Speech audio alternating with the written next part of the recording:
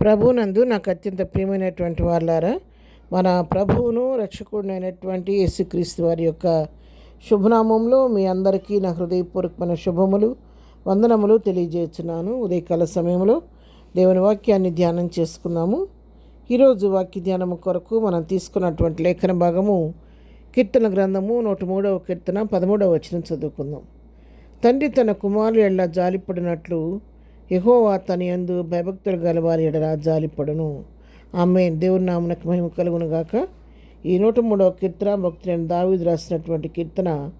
దావీదు తన అనుభవాల గురించి రాస్తూ తన ప్రాణాన్ని ప్రభు చేసి వెళ్ళినట్టుని జ్ఞాపకం చేసుకొని నిత్యము స్తుతించమని, ఆయన ఉపకారాల్లో దేనిని మరవద్దని తన ప్రాణాన్ని హెచ్చరించుకుంటూ ప్రారంభించినటువంటి కీర్తనలో 13వ వచనం వచ్చేసరికి మరి భక్తులు చెప్తున్నటువంటి మాట ఏంటంటే, ఒక తండ్రి తన కుమారులు ఎలా జాలిపడుతూ ఉంటాడో, యెహోవా తన యందు భయభక్తులు గలవారి ఎడల ఒక తండ్రిలాగా అలాగ జాలిపడుతూ ఉంటాడన్న సత్యాన్ని ఇక్కడ మనకు తెలియచేస్తూ ఉన్నాడు.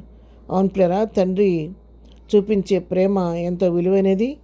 మరి నిన్నటి ఫాదర్స్ డే సందర్భంగా ఎన్నో కొటేషన్స్, మనం అమూల్యమైనటువంటి మాటలు, తండ్రి యొక్క ఔన్నత్యాన్ని గురించి రాయబడిన మాటలు మనం నిన్న దినం చదువుకున్న వాట్సాప్లో చూసాం కదా.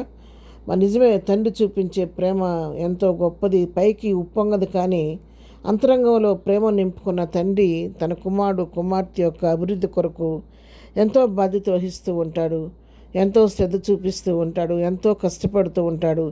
తన కష్టాన్ని కన్నీళ్లను తనలోనే దాచుకొని తన కుటుంబం సంరక్షణ కొరకు దివారాత్రులు ప్రయాసపడుతూ ఉంటాడు. తనకి ఎంత బాధ కలిగినా, ఎంత ఉన్నా కూడా బయటికి కనబడనివ్వకూడదు. ఎందుకంటే నేను దుఃఖపడితే నా బిడలు నన్ను చూసి కృంగిపోతారేమోనని చెప్పి తన బిడలకు కూడా తెలియనీయకోకుండా తన బాధను తనలోనే దిగమింగుకుంటూ తన కుటుంబ క్షేమం కొరకు, తన బిడల యొక్క అభివృద్ధి కొరకు నిరంతరం ప్రయాసపడుతూ వారి కొరకు పాటుపడుతూ ఉంటాడు తండ్రి.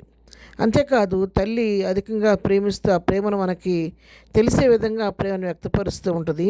తండ్రి గుండెల్లో ఆ ప్రేమ ఉంటుంది, కానీ ఆ ప్రేమను బయటికి ఉప్పొంగనివ్వడు, కానీ ప్రేమను బట్టి శ్రద్ధ వహిస్తూ వారిని క్రమపరుస్తూ ఉంటాడు. ఈ క్రమపరిచే క్రమంలో కొన్నిసార్లు నా కుమార్తె ఎక్కడైనా మార్గం తప్పిపోతారేమోనని వారిని కొన్నిసార్లు గద్దించే పరిస్థితులు, కొన్నిసార్లు చిన్న దెబ్బేసే పరిస్థితి కూడా వస్తూ ఉంటాయి. ఆ విధంగా తండ్రి గద్దిస్తూ ఉంటాడు, మరి కోప్పడుతూ ఉంటాడు. కాబట్టి తండ్రి అంటే కొంతమందికి భయము, ప్రేమకు బదులు భయం చూపిస్తూ ఉంటారు. అది కొంతమందికి ఇష్టం లేకుండా ఉంటారు, కానీ అది చాలా తప్పు. తండ్రి పైకి ఉప్పొంగడు, కానీ తండ్రి చూపించే ప్రేమ అది ఎంతో అమూల్యమైనది. తల్లిదండ్రుల ప్రేమ లేకపోతే ఈ లోకంలో మనం అసలు మనలేము. ఏ ప్రేమ లేకపోయినా జీవించగలం, కానీ తల్లిదండ్రుల యొక్క ప్రేమ లేకపోతే ఈ లోకంలో మన ఉనికికే చాలా నష్టం జరుగుతూ ఉంటుందన్నమాట. కాబట్టి ఎప్పుడు కూడా తల్లిదండ్రుల యొక్క ప్రేమను అర్థం చేసుకొని వారిని మనం తిరిగి ప్రేమించేవారుగా ఉండాలి. మరి ఈలోక తండ్రిని గురించి ఎన్నో ఔన్నత్యంగా మాటలు మనం ఎన్నో నేర్చుకున్నాం కదా. మనకు ఒక తండ్రి ఉన్నాడు, పరలోకపు తండ్రి. ఆయన మన సృష్టికర్త. ఈ పరలోకపు తండ్రికి మన అవసరం ఎరిగిన దేవుడు. మనకి ఏ సమయానికి ఏది అవసరమో ఎరిగిన దేవుడు. కాబట్టి నన్ను దివారాత్రులు ఒక తండ్రిలాగా కంటికి రెప్పలాగా కాపాడుతూ ప్రతి విధమైన కీడు నుండి అపాయాన్ని తప్పిస్తూ ఏ క్షణమునకు ఆ క్షణమును మనకు కావలసినటువంటి సమస్త ఈవులను ఆయన అనుగ్రహిస్తూ మనం సంరక్షిస్తూ పోషిస్తూ ఉంటాడు. అందుకే లోకాసు వార్త 11వ అధ్యాయంలో 11వ వచనం నుంచి చదివితే, మీలో తండ్రి అని వాడు తన కుమారుడు చెప్పక ప్రతిగా పామునిచ్చినా, గుడ్డడిగితే తెరునిచ్చినా, కాబట్టి మీరు చెడ్డవారయ్యుండి మీ పిల్లలకు మంచిని ఎరిగి ఉండగా పరలోకమందున్న మీ తండ్రి తన అడుగు వారికి పరిశుద్ధాత్మని ఎంతో నిశ్చయముగా అనుగ్రహించను. ఇక్కడ ఒక చక్కని ఉపమానాన్ని తెలియచేస్తున్నారు. మరి ఒక తండ్రి తన బిడ్డ చేపలడిగితే చేపకు బదులుగా పాము ఇస్తాడు, ఇవ్వడు కదా. గుడ్డడిగితే తేలిస్తాడా, ఇవ్వడు కదా. గుడ్డే ఇస్తాడు కదా. మరి మీరు చెడ్డవారయ్యుండి కూడా మీ బిడ్డల విషయంలో ఎంత శ్రద్ధ వహించి మంచి ఇస్తుంటే తన అడుగు వారికి పరిశుద్ధాత్మ నిశ్చయంగా పరలోకపు తండ్రి అని దేవుడు ఇస్తాడని చెప్పి ఇక్కడ మనకు వాగ్దానం చేస్తున్నాడు. అవును ప్రియరా, ఈ లోక తల్లిదండ్రులున్న కొన్నిసార్లు హృదయాలు కఠినపరుచుకుని విడిచిపెట్టవచ్చు, కానీ మన పరలోకపు తండ్రి ఎన్నడూ విడువని ఎడబాయని దేవుడు. ఆయన కంటికి రెప్పలాగా నన్ను కాపాడుతూ సంరక్షించేది. అంతేకాదు, ఆయన నీ కొరకు నా కొరకు తన ప్రాణాన్ని సైతం బలిగా అర్పించి రక్షించుకొని మనకు విమోచన కలుగు చేసిన దేవుడు.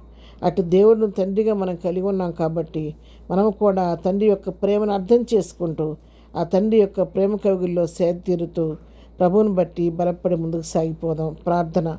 ప్రేమగల తండ్రి, పరిశుద్ధుడా, నీ పాదముల కొందనాలు. నువ్వు మా తండ్రి అయినందుకు నీ కొందనాలు. ఒక తండ్రిగా ఇంతవరకు లాలిస్తూ, పాలిస్తూ, పోషిస్తూ, సంరక్షిస్తూ, నడిపిస్తున్న నీ ప్రేమను బట్టి నీ కొందనాలు.